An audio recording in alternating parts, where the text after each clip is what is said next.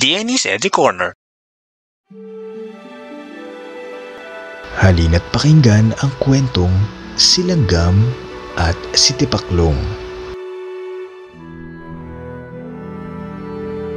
Maganda ang panahon. Mainit ang sikat ng araw. Maaga pa lamang ay gising na si Langgam. Nagluto siya at kumain. Pagkatapos ay lumakad na siya. Gaya ng dati, naghanap siya ng pagkain.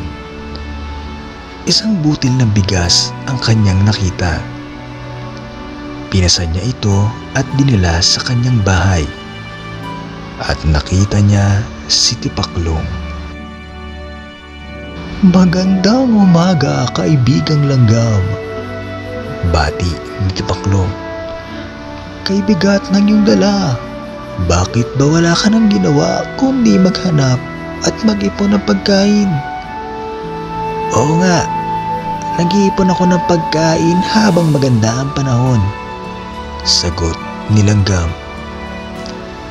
"Tumulad ka sa akin, kaibigang Langgam," wika ni Tipaklong. "Habang maganda ang panahon, tayo magsaya. Halika, tayo ay lumukso, tayo ay kumanta." "Ikaw na lang, kaibigang Tipaklong," sagot ni Langgam. "Gaya ng sinabi ko sa iyo, habang maganda ang panahon, ako'y maghahanap ng pagkain. Ito ay aking iipunin para ako ay may makain pag sumama ang panahon." Lumipas pa ang maraming araw. Dumating ang tag-ulan. Ulan sa umaga, ulan sa hapon, at sa gabi ay umuulan pa rin. At dumating ang panahong kumidlat, kumukulo, at lumalakas ang hangin, kasabay ang pagbuhos ng malakas na ulan. Ginaw na ginaw at gutom na gutom ang kawawang Tipaklong. Naalaala nilang puntahan ang kaibigang si Langgam. Paglipas ng bagyo, pinilit ni Tipaklong na marating ang bahay ni Langgam. Bahagya na siyang makalukso. Wala na ang dating sigla ng masayahing si Tipaklong.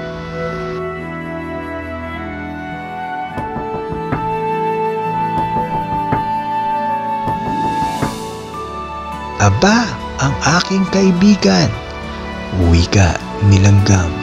"Tuloy ka, halika at maupo." Binigyan ni Langgam ng tuyong damit si Tipaklong. Saka mabilis na naghanda siya ng pagkain. Ilan pang sandali at magkasalong kumain ng mainit na pagkain ang magkaibigan. "Salamat, kaibigan Langgam," wika ni Tipaklong. "Ngayon ako ay naniniwala na sa iyo. Kailangan nga palang mag-ipon habang maganda ang panahon at nang may makain pagdating ng tag-utom."